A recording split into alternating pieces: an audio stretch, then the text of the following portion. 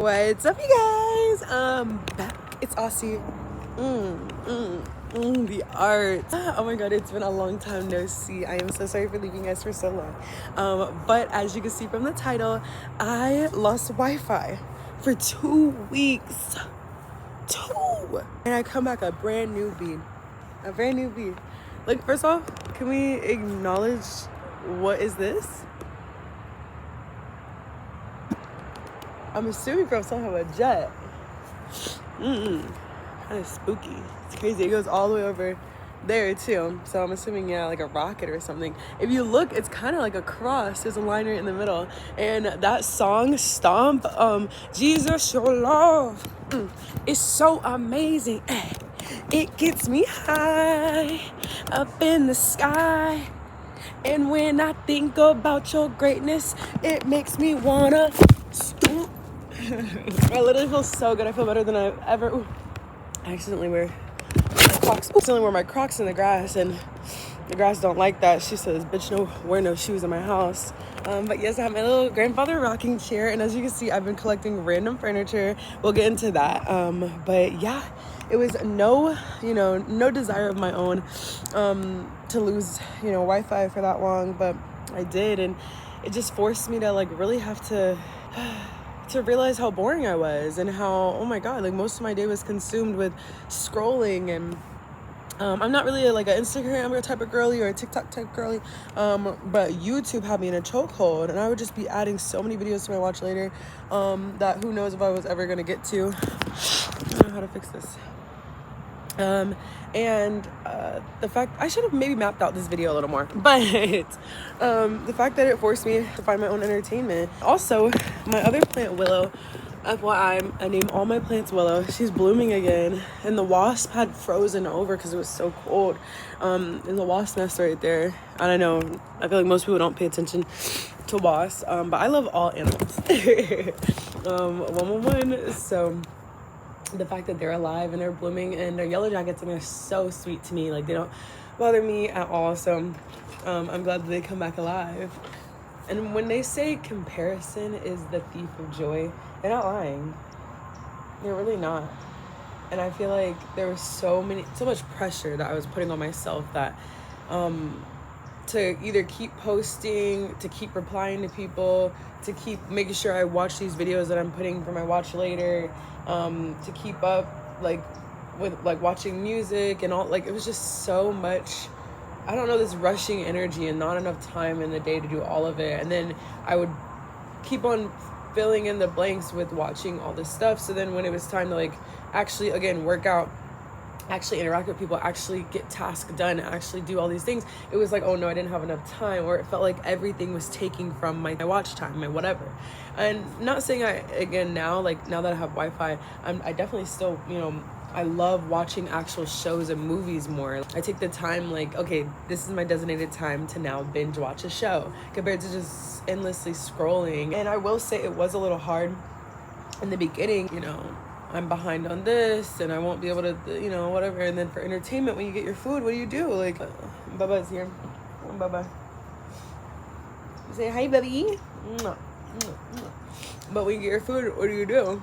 And I would have to sit in silence a lot of times, where I'm just sitting there. Sorry, this is all over the place, but I already wanted to do that for a long time, because I felt like when I was eating my food, the whole time I was scrolling, trying to find something perfect to watch. And then if it wasn't perfect, the whole time I'm like, do you think I can find something better? Like, is there a better video I should put on? Should I be on a different app? It was just too much. Like, my brain was getting overstimulated. And also being able to like zone in and just like focus on my own mind, my thoughts, my own tasks, like simple tasks.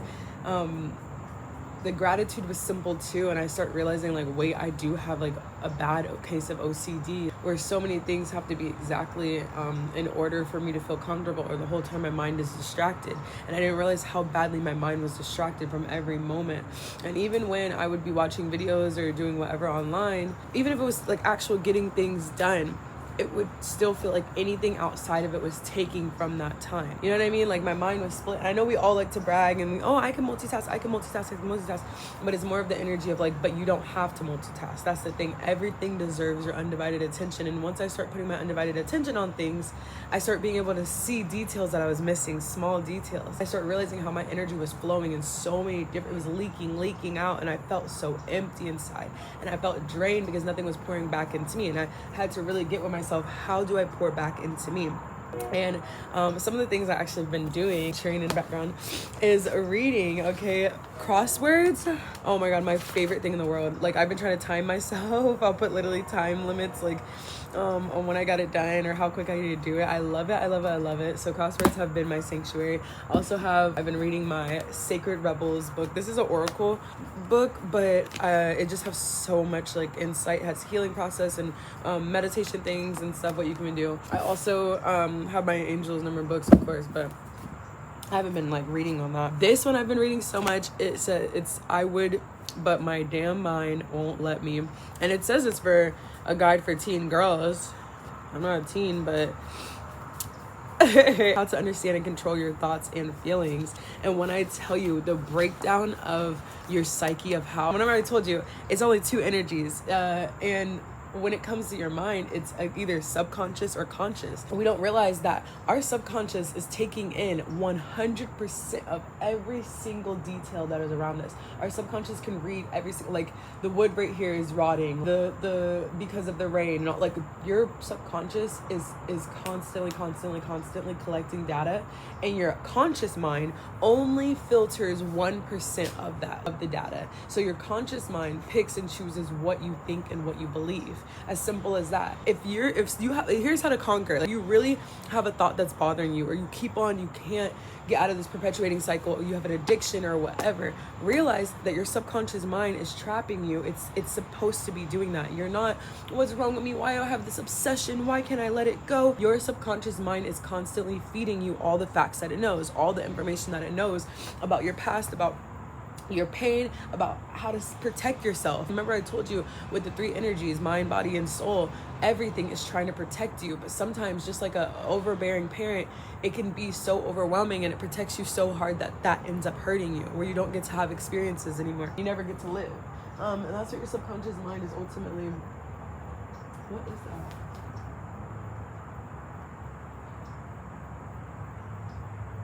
This ego.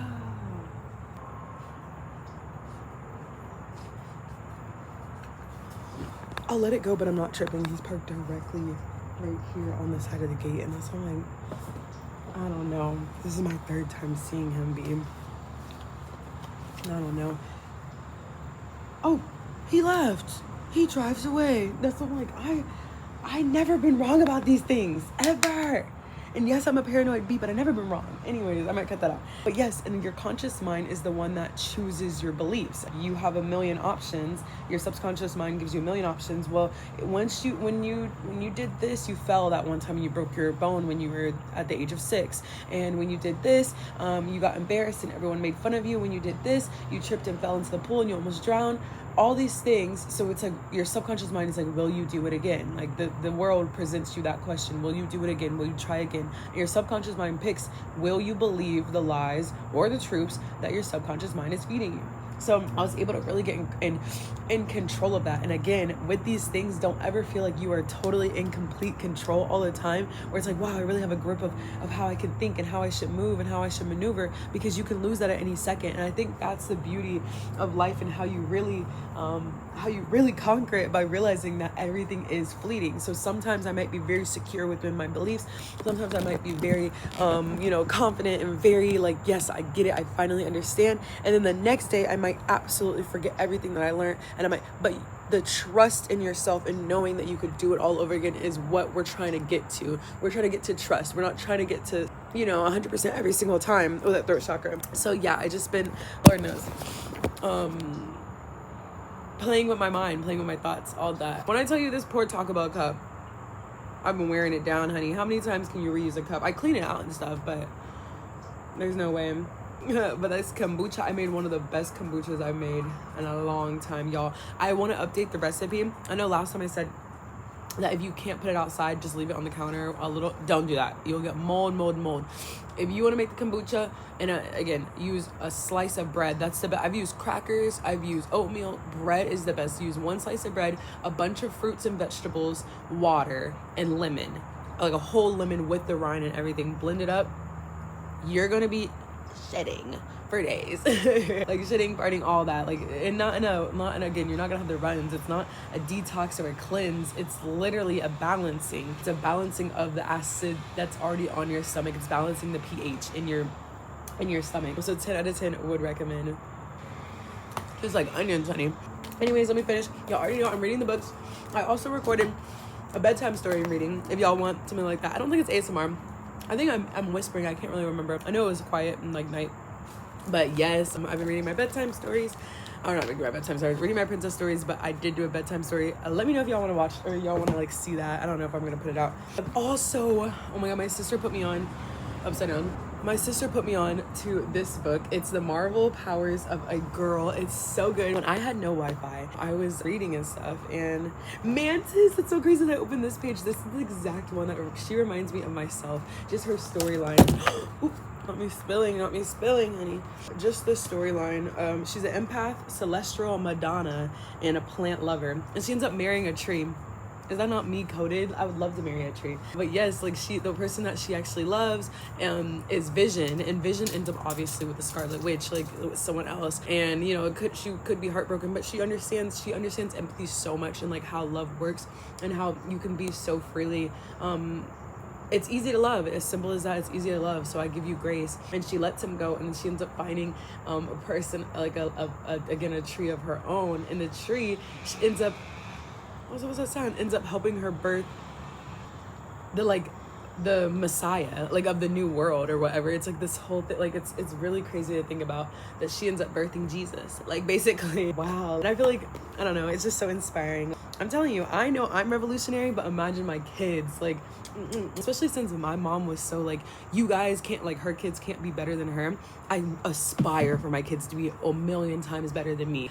By law, biologically, scientifically, the next generation is supposed to be better. Like I don't know. To me, it makes perfect sense. But yes, I've been getting into that. I've also been getting into, this book is not actually that good. I like more kiddie books. I didn't have much of a childhood, so I like things that are, you know, more immature and like childish and stuff. So Phoebe and Her Unicorn and the Magic Storm. I love this book because it's a little comic strip type vibe, and I love a good comic. Excuse me. It's quite simple, but it's just like nothing crazy. It doesn't really go anywhere, but it's like it was good for pastime, but I wouldn't recommend it crazy. Like I said, this book, but yeah, I think those are the books I've been reading. Let's see how the chair, I started using, not this chair, but I started using my grandfather's chair, my rocking chair. It's not my grandfather's chair. I just found it on the street. Just like I found this couch, and I also found this desk. I'm not allowed to bring it in the house. People say that it's nasty to find stuff off the side of the street, but Lord knows I'm such a one man's trash is another man's treasure. Again, every single thing that I own, every single thing is hand me down from someone else. Everything. Like, I can't remember the last time I've ever bought anything. Like, literally I can't, like, at all. I'm just such like a collector. I love I don't know, like to me it's just like I could see the beauty in other people's trash. I said that all to say, with all the leaves falling, oh, you can't see it, but it's beautiful. And I feel just so, oh my God, optimistic. I feel so more positive. I've been also taking some antidepressants, and that's helped for my whole life. Antidepressants, medicine has never helped. It gives me suicidal ideations really bad. Where like, if I take the medicine, I'll just start hearing, like I'm talking about hearing these terrible, scary things. Not kidding, having nightmares, all this stuff like that. But this time around, I gave it another try, and I feel so much lighter, like a feather with you off my mind. Like, I just feel so good. And I thank God every single day. And I've been challenged harder than ever recently. Like, when I tell you, like, the devil has been trying it, and that trust that I have in the Lord is unbreakable, unshakable. So I'm so excited to see what happens next. But most importantly, I'm excited about right now, just like in the present moment. Like, it feels good. I'm not rushing nowhere, and I'm not trying to go back to the past. I'm not running away from my past. Like, I feel like for the first time in a long time, I'm not running. And tell me why God had already laid on my heart, because when I went to a party, I got a bunch of alcohol, like that was just left behind and stuff like that. And girl, I'm already a collector. So watch your toes. But I had a bunch of alcohol, and I had some left over, and God was already telling me to, you know, leave it alone. Like again, I haven't been smoking, I've barely been drinking. Nothing has really been tickling my fancy in a way where I just don't want to overindulge. Like I finally have a good balance of things. And again, I'm not completely sober where I can't ever drink at all, where I'm like, no, but I definitely prefer on the more not to, like I really do. And I had a big jar of this Buzzball left. Like I had put it in a mason jar because the Buzzball, it was like the biggies, it had busted, so I put it in a mason jar. Tell me why. I'm like, wouldn't it be funny if this hoe just dropped, if it just fell? I laugh, like, no, if God wanted to, he would. A couple minutes later, I'm grabbing all my stuff from out here. I'm chilling, sitting out here. I'm grabbing all my stuff, and it just falls, busts on the ground, explodes. I tell you, did not even blink. I was just like, dang, okay, let me clean up this glass. It didn't do me no different. And I think that's just like God literally, like, it has been released from me. Absolutely. It's nice to have a little drink, a nice little buzz. I do absolutely love that. But again, the codependency addiction is putting anything before God. And it's not God as in like, oh, it's a sin. Well, yes, like it's a sin, obviously, in whatever realms of whatever you know, religion or whatever you believe. But more importantly, it's the fact that it has you in a grip, and we all know why we are addicted to things, because we can't cope. As simple as that. We want other things to help us cope.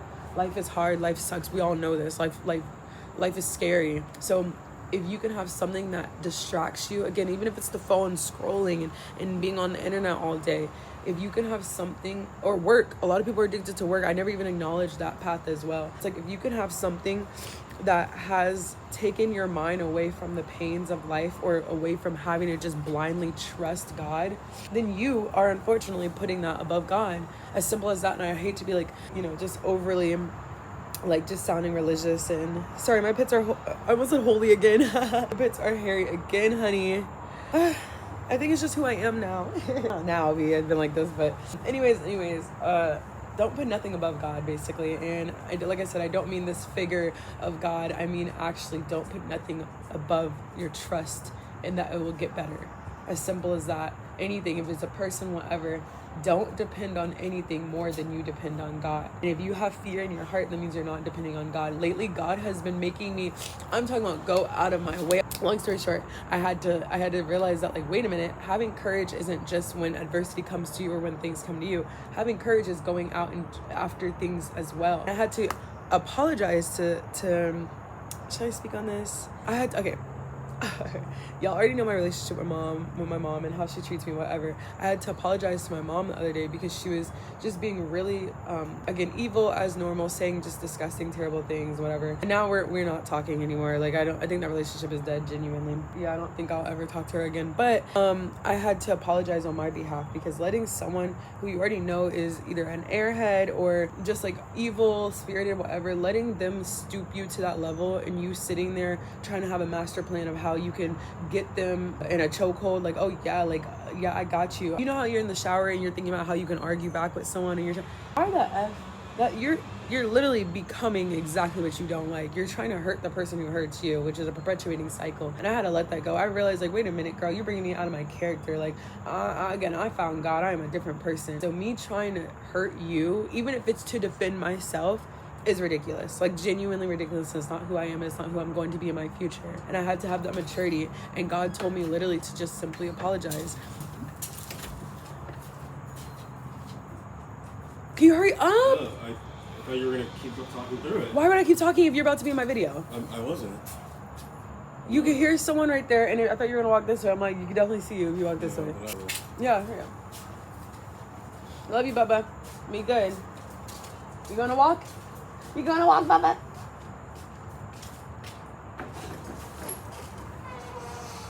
that cool? No, it wasn't cool. Not close thing. You're the reason it was broken, isn't it? What about that? You dummy, I'm cutting this all out. Close the thing. But yes, I had to just simply apologize. I won't hold you guys for too long. It's already like, go! sorry. I won't hold it for too long. It's already been long enough. Now, okay, just how I come back to being online. I have yet to, again, this is my first video posting back, and I haven't answered back any messages or anything like that. I was in the middle of, literally, I had plans, when the Wi-Fi cut out, and even before the plans, I was in the middle of trying to fill out for food stamps, and my friend, my homegirl, she had sent me information on how to get like Medicaid or Medicare, I'm not really sure which one, but the medical stuff, how to get food stamps, how to get there was this remote job, like she was just sending me all these plugins. I'm finally bettering myself, and then the Wi-Fi cuts out. It's just like God really, like, again, he'll make you trust him more than any tangible thing. You're like, but God, I'm trying to get to this job. Why is it so hard? Why? I can't find a ride. I can't, this, that, and that. I'm trying to make this relationship work. Why are they not, working with me? I'm trying to, and all this stuff. And then you realize, wait a minute, I'm working against God. Like, I'm working against the natural flow of things. So literally just let go. And I know that's so cliche, but when you really just blindly let go. And I know this is supposed to be short, but even with my video, when I think about it so much, when I talked about how hunger and like eating and all that stuff like that is just for comfortability, having money and all that stuff is just for comfortability. I don't want it to be misconstrued. I really want people to understand that obviously it's our natural instincts to survive. I'm not saying that you're weird or that you're selfish or that you're desperate because you want to survive and you want to live comfortably. And again, a lot of people are not in situations where they're just eating for comfort. Some people are starving to death. Some people don't have, opportunities like that. They have hospital bills. They have, people that are abusing them and hurting, not everything. I realized I'm speaking from a place of privilege and absolutely like luxury, privilege, all that. Like, there's no confusion with that. It's more of just realize, and this will set you free. There is no other option to believe in. You either realize that you are free and that you are choosing whatever is happening to you to affect you, or you don't, and you suffer and you become a victim of your circumstance. And I know that's a harsh pill, and trust me, for years it was a harsh pill for me to swallow as well, but that is the matter of the fact. Where again, if I punch you in the face, you're gonna bleed, you're gonna, your nose might even be broken or whatever, you're gonna be in physical pain. But it is a choice to get into that pain where it's like, oh my God, you can rewrite anything. Right now I could say, oh, you just swung your hand and it accidentally hit me. That's how people say, oh, I fell, and their husband was beating them silly, pushed them down the stairs. Oh no, I fell. You can rewrite your history. Just when I say make better lies, I mean, is my nose broken, or is it healing to be a better shape to fit my face? Sometimes my stomach hurts so bad. Sometimes my head will be hurting. Sometimes my teeth, oh my God, my teeth will be so sensitive. And usually I'm like, oh my God, I'm in so much pain. God, why? Like, please take it away. And then now I just literally rewire my brain to think, oh my God, healing hurts. Like, whoa, my teeth is literally fixing itself. That's why it's so much movement. That's why it's so much in there. There's so much going on, because it's literally the nerves are rewiring and healing themselves. You have to think, is it pain or is it healing? And I know you're like, but no, it literally says I'm dying. Am I dying or am I about to come alive? In my new life, again, after death comes life, and to have new life, you must die. And I don't mean obviously ultimately like be absolutely deaf, and again, I don't want to get into the semantics of it. I'm just saying that your circumstances, some of them are absolutely unfair. Again, a lot of us are sick, a lot of people are homeless, a lot of people are hungry, a lot of people are, again, being abused, a lot of people are stuck and paralyzed, or whatever you want to, like, whatever you want to call it, whatever you want to use as an example. These are all true things happening to you, absolutely. But how can you be influential as yourself? I'll talk to my sister on the phone. It's like we have such good conversations and stuff, and I really do look up to her in a way where she's just she gets it socially. And me, I get emotions. I'm very, very good and well equipped with people's emotions and comfortability and all that stuff like that. But social wise, I'm not as good. I don't how to appease people. Like, I don't know how to cater to their ego in a way where they get my message. And lately I've been really learning that you can catch more flies with honey. Like, so I've been learning that, and realizing that you can still have the same message, but if you wrap it up in a bow, people will want to open it more. And I thought for so long that was sacrificing the plot. I thought for so long that was sacrificing the truth in it. But the truth is, there is no like objective truth. So you can cater to each person because simply you have the capability to, you have the wit to, you have the, again, you can let people think that they're winning and they're getting one up on you simply because you are capable enough to see past that and to hold your own beliefs, your own mind, your own ideas while telling them something else. A lot of things can be considered a lie, and again, if your intentions are in that way, malicious, whatever, but some lies are healing. Oh, the wasp. So again, when it comes to yourself, it is about rewiring your brain, and it's not going to happen magically. You could get opportunities, you know, where your Wi-Fi just cuts out, but it's up to you to choose on how. And I know this is cliche, but when you get it, you just get it, you know? And I hope and I pray that everyone watching this and all those who skip over it and don't watch it, and everyone, I hope the world gets it by 5 on the clock. It's cliche, but cliches are cliche because they're true. They're universally so blatantly true. So yeah, I hope that y'all all can see. I'm not saying that joy is a choice, because joy comes in the morning. But I am saying that how you interpret every situation is absolutely a choice. And our subconscious is just protecting you. So you're going to get a million ideas of what is happening in this situation. Oh, this person did this on purpose. This person did all this like that. Or your conscious mind could say, honestly, it doesn't matter. Stop overthinking why things are happening and just go with the punches of it. You can process it, you can sit with it, you can feel the feelings, but don't try to dig too deep into why about a lot of things, because 9 times out of 10, you're just gonna get your feelings hurt. It's gonna paint someone as, either the bad person they are or even worse. And it's just gonna make you have a perpetuating cycle of wanting to get back at them and all this like that. Give it to God, as simple as that. Trust. And I think genuinely this whole time, without having Wi-Fi, without having service, without having connection to the world, without having a disassociation outlet, without having all these things, it was divinely orchestrated for me. And I feel the fly that's sitting right here on the screen, it's so cute. But I just feel more connected to God and to earth, and I have just admiration and a love. I love you guys so much. Bless up until next time. That's all I got.